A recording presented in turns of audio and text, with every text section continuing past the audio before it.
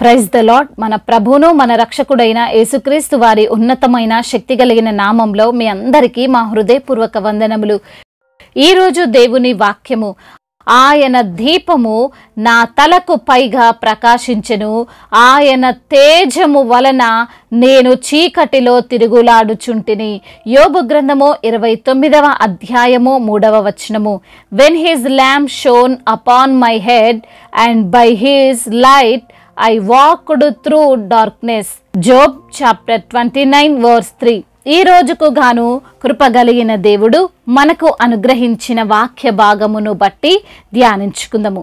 ప్రభునందు ప్రియమైన సహోదరి సహోదరులారా, దేవుడు మనకు తోడుగా ఉండినప్పుడు, ఆయన సహాయము మనకుండినప్పుడు, మనము ఎటువంటి చీకటికరమైన స్థితిలో ఉన్నా సరే, ఏమి అర్థం కాని పరిస్థితుల్లో ఉన్నా సరే, ఆయన మనల్ని వాటి నుండి రక్షిస్తాడు, క్షేమకరంగా తీసుకువెళ్తాడు. ఈ రోజున అనేకులు చీకటిలోనే నడుస్తున్నారు. అనగా ఈ లోకపరంగా లైట్ లేని ప్రాంతంలో సంచరించడం కాదు, ఏదో చీకటి రూమ్లో ఉండటం కాదు, ఈ లోక సంబంధమైన కృత్రిమమైన వెలుగును గురించి కాదు మాట్లాడేది. నిత్యమైన వెలుగుగా ఉన్న దేవాతి దేవుడైన యేసయ్యను గూర్చి మనం మాట్లాడుతుంది. లేఖనములు సెలవిస్తున్నాయి, మీరు పూర్వమందు చీకటి అయి ఉంటిరి, ఇప్పుడైతే ప్రభునందు వెలుగై ఉన్నారు అని. ఈ లోక సంబంధమైన ఆచారాలు, నమ్మకాలు, పాపక్రియలు, దేవునికి నచ్చని పనులు, ఏ విషయమైనా సరే అది చీకటితో సమానం. అటువంటి చీకటిలో ఈ రోజున మనము, మన బంధువులు, మన స్నేహితులు, మనం ప్రేమిస్తున్న వారు, మన శ్రేయోభిలాషులు ఉండి ఉండొచ్చు. వారిని నిత్యమైన వెలుగులోనికి నడపాల్సిన బాధ్యత మనదే. పూర్వము చీకటిగా ఉన్న మనము ఎలా అయితే వెలుగులోనికి వచ్చామో, మన అనుకున్న వారందరూ అలాగే వెలుగులోనికి రావాలని మనం ప్రయత్నించాలి. ఈ రోజున లేఖన భాగములో యోబు భక్తుడు మాట్లాడుతున్నాడు. ఆయన నాకు దీపముగా ఉండి నా తలపైన ప్రకాశించెను, ఆయన తేజము వలన నేను చీకటిలో తిరుగులాడుచుంటిని అని. ఈ మాటలు యోబు ఎందుకు చెప్తున్నాడు? అసలు ఇందులోని అర్థం ఏమిటి అని మనం చూసుకుంటే, తన పూర్వపు స్థితిని గురించి యోబు మాట్లాడుతున్నాడు. అన్ని విధాలుగా యోబు సమృద్ధి గల వ్యక్తిగా ఉన్నప్పుడు ఈ సంగతిని గురించి మాట్లాడుతున్నాడు. అపవాది చేతిలోనికి వెళ్ళక ముందు పరిస్థితిని గురించి యోబు మాట్లాడుతున్నాడు. తనకి దేవుడు తోడుగా ఉన్నప్పుడు, తాను ఈ లోకములో సంచరించుచున్నప్పుడు, ఎక్కడ ఏ శ్రమ ఉందో, ఏ పాపమున్నదో, ఏ కష్టమున్నదో, ఆ శ్రమలో పాపములను తెలుసుకోవడం కోసం దేవుని వెలుగు ఆ చీకటి పైన ప్రకాశిస్తుంటే, ఆ వెలుగులో ఆయన తేజస్సులో ప్రతిదీ కూడా పరీక్షించి జాగ్రత్తగా సంచరించేవాడిని.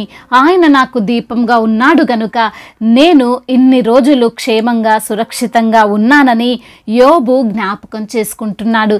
యేసయ్య ఇలా చెబుతున్నాడు, నేను ఈ లోకమునకు వెలుగును, ఎవరైతే నన్ను అనుసరిస్తారో వారెంత మాత్రము చీకటిలో ఉండక నిత్యమైన వెలుగులో, జీవపు వెలుగులో ఉంటారు అని. ఈ రోజున ఈ మాటలు వింటున్న ప్రియమైన సహోదరి సహోదరులారా, యేసయ్య మనకు వెలుగుగా ఉంటే ఏ చిక్కు, ఏ బంధకాలు, ఎటువంటి ఎత్తుపల్లాలు, ఎటువంటి దొంగ ఊబులు, ఎటువంటి బలహీనతలు మనల్ని ఏమి చేయలేవు, మనల్ని వాటిలో పడవేయలేవు. నీవు ఈరోజు బహుశా చీకటిలో ఉన్నావేమో, ఇటువంటి అంధకారమైన ఈ లోకములో, పాపపు లోకములో, నమ్మక ద్రోహం చేసి మోసం చేసే లోకంలో, మనుష్యులను వారి బాధను అర్థం చేసుకోలేని ఈ సమాజంలో, అన్యాయము అక్రమముతో నిండిపోయిన ఈ ప్రాంతంలో, స్వలాభము చూసుకునే పక్షపాతము కలిగిన ఈ మనుషుల మధ్య డబ్బు కోసం సొంత వారినే, కన్న వారినే దూషించే లేదా వదిలివేసే, అవసరమైతే చంపివేసే ఈ కఠినమైన భయంకరమైన వ్యక్తుల మధ్య నేనెలా సంచరించాలి, నేనెలా బ్రతకాలి అని నువ్వు అనుకుంటున్నావేమో. నీవు ఒక్కడివైతే, నీవు ఒక్కదానివైతే ఈ లోకంలో సంచరించడం అసాధ్యం. నీకున్న జ్ఞానముతో, నీకున్న బలముతో, అధికారముతో, వాక్చాతుర్యముతో బ్రతకవచ్చులే అని అనుకోవడం అవివేకం. ఎంత జాగ్రత్త పడ్డా, ఎంత మంచితనం చూపించినా, ఎంత వివేకముతో ఆలోచించినా వారు నిన్ను మోసం చేస్తారు. నిన్ను తప్పు అంటారు, నీవు చెడ్డ వ్యక్తివి అంటారు. అయితే దేవుడు నీతో ఉంటే, దేవుని వెలుగు నీపై ప్రకాశిస్తుంటే, నీవు అన్నిటినీ తెలుసుకొని అన్నిటి యందు వివేచన కలిగి ఎక్కడ ఎలా నడుచుకోవాలో తెలుసుకొని ఏ బంధకాలలో పడిపోకుండా, ఏ చిక్కు ఏ దొంగ ఊబి నిన్నేమి చేయకుండా సురక్షితంగా జీవించగలవు. భక్తుడు అంటున్నాడు, యేసయ్య మనతో ఉంటే మన జీవితం మధ్యాహ్న కాల తేజస్సు కంటే అధికముగా ప్రకాశిస్తుంది. చీకటి మనల్ని కమ్మినను అది అరుణోదయము వలె కాంతిగా ఉండును అని. ఈరోజు నీ జీవితం చీకటి వంటి సమస్యలతో, బలహీనతతో, కుటుంబపరమైన విభేదాలతో, ధన సంబంధమైన ఇబ్బందులతో, మోసపోయిన, దోచుకోబడిన, అన్యాయము చేయబడిన పరిస్థితుల్లో నీవు ఉన్నావేమో. దానిలో నుండి నీవు బయటికి రావాలి అంటే, బయటపడాలి అంటే అది కేవలం యేసయ్యకే సాధ్యం. ఎలా బ్రతకాలో ఆయన వెలుగులో సమస్తము తేటగా నీకు కనబడతాయి. ఎలా జీవించాలో, ఎలా బ్రతకాలో దేవుడు నీకు తెలియజేస్తాడు. ఆయన వెలుగు ప్రకాశిస్తున్నన్ని రోజులు అపవాది క్రియలు నిన్నేమి చేయలేవు. శత్రువులు నిన్ను ఇబ్బందులు పెట్టలేరు. ఏ హాని నీకు సంభవించదు. కాబట్టి సహోదరి, సహోదరుడా, యేసయ్య వెలుగు నీ పైనను ప్రకాశించులాగున నీవు జీవించు. ఆయన తేజస్సు వలన నీవు నీ చుట్టూ చీకటి వంటి సమస్యలున్నా సరే క్షేమంగా, ఆనందంగా జీవించగలుగుతావు. దేవుడు ఈ మాటలను దీవించి మన హృదయములో ఫలింపచేయునుగాక. వాక్య భాగమును బట్టి ప్రార్థించుకుందాము. ప్రతి ఒక్కరు కూడా ప్రార్థనలో ఏకీభవించగలరు. ప్రార్థన. మహాశక్తి సంపన్నుడా, కృపా కనికరములు కలిగిన తండ్రి, జీవము కలిగిన మా దేవా, జీవాధిపతి, మీ ఘనమైన, శ్రేష్టమైన, ప్రశస్తమైన నామమును బట్టి మీకు కోట్లాది కోట్ల స్తుతులు, స్తోత్రములయ్యా.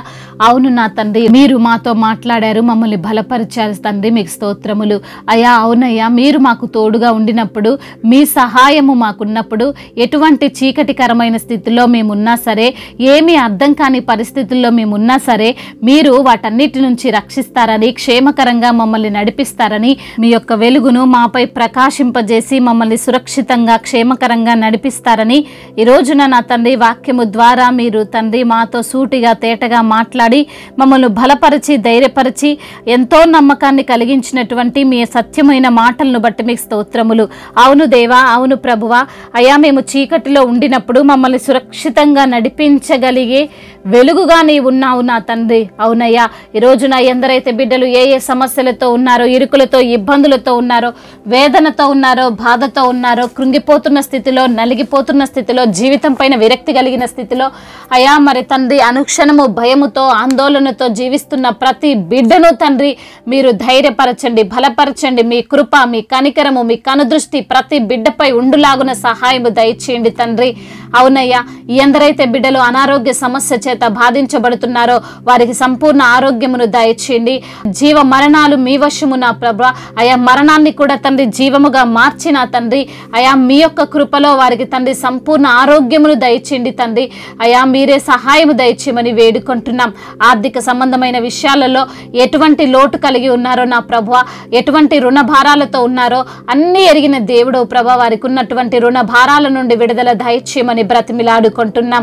కుటుంబ సమస్యలు, కుటుంబ కలహాలు, మరి భార్యాభర్తల మధ్య విభేదాలు, అన్నదమ్ముల మధ్య విభేదాలు, ఇరుగు పొరుగు వారి మధ్య విభేదాలు, అయ్యా మరి తండ్రి ఒకరంటే ఒకరికి పడని ఆలోచనలు, వీటన్నిటి నుంచి విడుదల దయచేయమని వేడుకుంటున్నాం. ఉద్యోగ సమస్యలను యేసు నామములో కొట్టివేయండి ప్రభా. బిడ్డలు ఎంతగానో ప్రభా మరి ఉద్యోగ ప్రయత్నాలు చేస్తుండగా ప్రభా మీ యొక్క కరుణ కటాక్షములు వారిపైన ఉంచండి నా తండ్రి.